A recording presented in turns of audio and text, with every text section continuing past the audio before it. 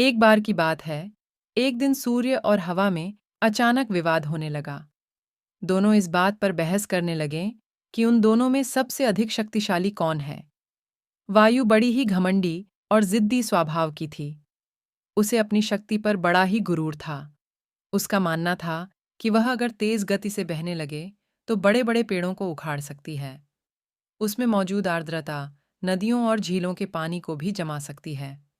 अपने इसी घमंड के चलते वायु ने सूर्य से बहस करते हुए कहा, मैं तुमसे ज्यादा शक्तिशाली हूं। मैं चाहूं तो किसी को भी अपने झोंके से हिला सकती हूं।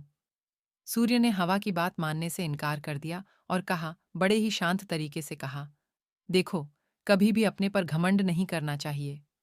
हवा यह सुनकर चिढ़ गई और खुद को ज्यादा शक्तिशाली बताती रही। इस पर दोनों आपस में बहस कर ही रहे थे कि उन्हें तभी रास्ते में एक आदमी दिखाई दिया। उस आदमी ने कोट पहना हुआ था। उसे देखकर सूर्य के मन में एक योजना आई। उसने हवा से कहा, जो भी इस आदमी को उसका कोट उतारने के लिए मजबूर कर देगा, उसे ही अधिक शक्तिशाली माना जाएगा। हवा ने बात मान ली और कहा, ठीक है, सबसे पहले मैं कोशिश करूंगी, तब तक तुम बादलों में छिप जाओ। सूर्य बादलों के पीछे छिप गया।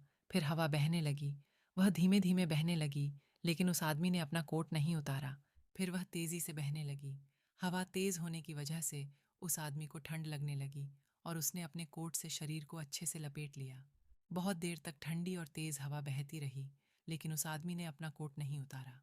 अंत में हवा थक कर शांत हो गई। इसके बाद सूर्य की बारी आई। वह बादलों से बाहर निकला और हल्की धूप करके चमकने लगा। हल्की धूप होते ही उस व्यक्ति को ठंड के तापमान से थोड़ी राहत मिली, तो उसने अपना कोट ढीला कर दिया। इसके बाद फिर सूर्य तेजी से चमकने लगा और तेज धूप निकल गई।